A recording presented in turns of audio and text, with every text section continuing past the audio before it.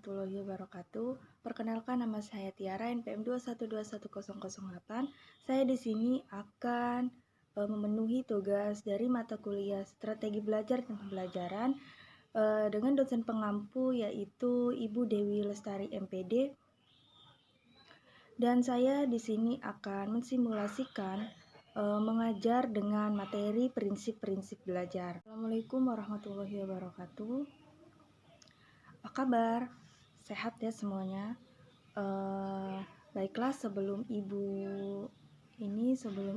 masuk materi pembelajaran hari ini, ibu absen terlebih dahulu. Siapa saja yang tidak masuk? Ya, semuanya masuk semua ya. Baiklah, jadi minggu kemarin kita membahas tentang apa? Ya, minggu kemarin kita membahas tentang hakikat belajar. Ada yang tahu apa itu hakikat belajar? Nah, jadi di sini hakikat belajar itu ialah suatu perubahan.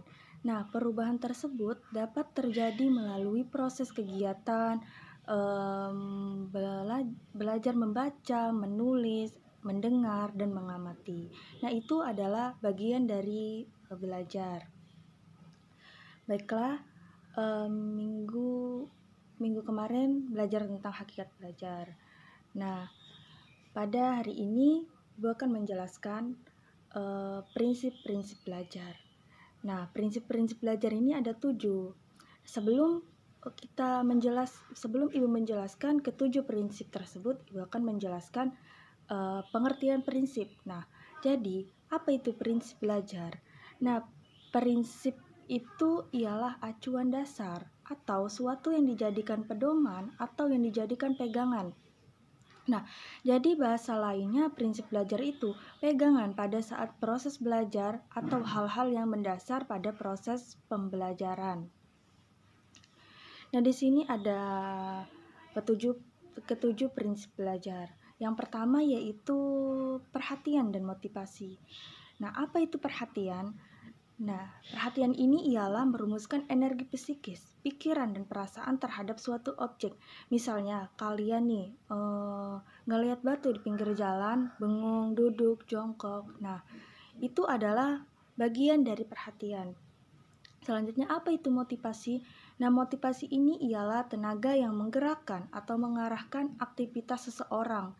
Implementasinya, prinsip perhatian dan motivasi ini untuk membangun motivasi siswa kita menarik perhatian pembelajarannya.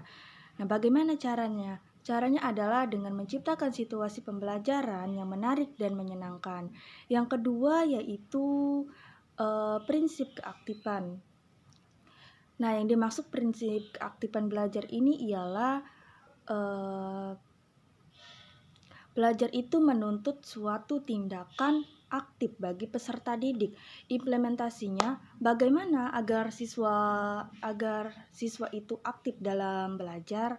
Nah, caranya itu kita harus pancing dengan pertanyaan. Apakah mereka ingin bertanya? Apakah mereka menjawab? Nah, dengan itu mereka akan menanya atau menjawab.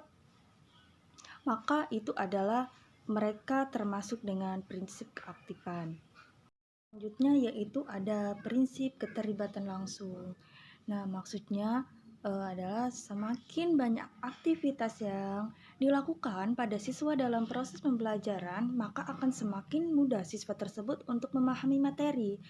Nah, misalnya jika saya belajar hanya dengan membaca, maka dia hanya mampu menyerap informasi dari belajar bacanya itu hanya 10% saja.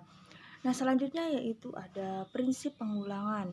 Nah, prinsip pengulangan ini bertujuan untuk mengaktifkan daya-daya yang ada di dalam pikiran manusia. Nah, daya itu apa saja?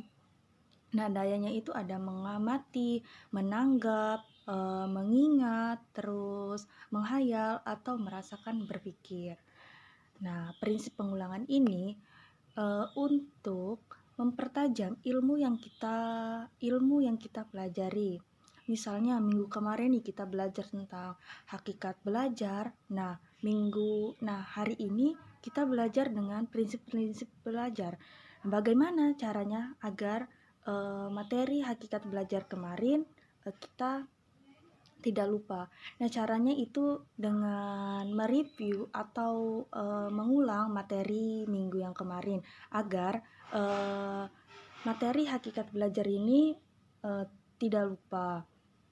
Terus selanjutnya yaitu ada prinsip tantangan. Nah, apa itu prinsip tantangan? Prinsip tantangan ini bahwa proses pelajaran itu tidak ada yang mulus, pasti ada hambatan atau tantangan yang ditemui dalam proses pembelajaran. Misalnya, kalian ingin membuat makalah, tetapi tiba-tiba buku yang kalian mau pakai untuk membuat makalah itu tidak ada. Nah, itu adalah yang dinamakan dengan hambatan atau hambatan tersebut termasuk dengan prinsip tantangan. Selanjutnya yaitu ada prinsip balikan dan penguatan. Apa itu balikan? Nah, balikan itu adalah umpan balik atau respon yang diberikan oleh guru pada saat siswa itu selesai belajar.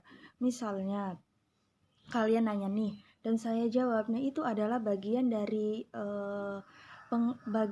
balikan atau feedback. Nah, yang selanjutnya itu penguatan. Nah, penguatan ini yang disampaikan di dalam balikan. Contohnya contohnya waktu UTS itu kalian nilainya jelek. Nah, kalian itu berpikir, nah pasti nilai UAS saya nanti juga jelek. Nah, dengan itu guru itu harus menguatkan siswanya dengan cara memanggil mereka dan kita tanya, materi apa yang kamu belum pahami? Materi apa yang belum kamu pahami sehingga kamu nilainya jelek. Nah, dengan itu siswa akan lebih semangat juga untuk belajar dan menanyakan materi yang tidak dipahaminya. Selanjutnya yaitu yang terakhir ada prinsip individual. Digarisbawahi bahwa setiap individu adalah makhluk yang unik dan berbeda satu sama lain. Maka jadi kita tidak bisa disamaratakan. Nah, dari sini bisa pahami dan membuat hasil pembelajarannya optimal, maka salah satunya kita harus memahami karakteristik siswa tersebut dengan misalnya memahami dari minatnya, bakatnya. Baiklah, itulah materi hari ini. Apakah ada yang ditanyakan? Baik, semuanya sudah paham ya. Nah, jadi minggu yang akan datang Ibu akan mereview materi lagi tentang prinsip-prinsip belajar.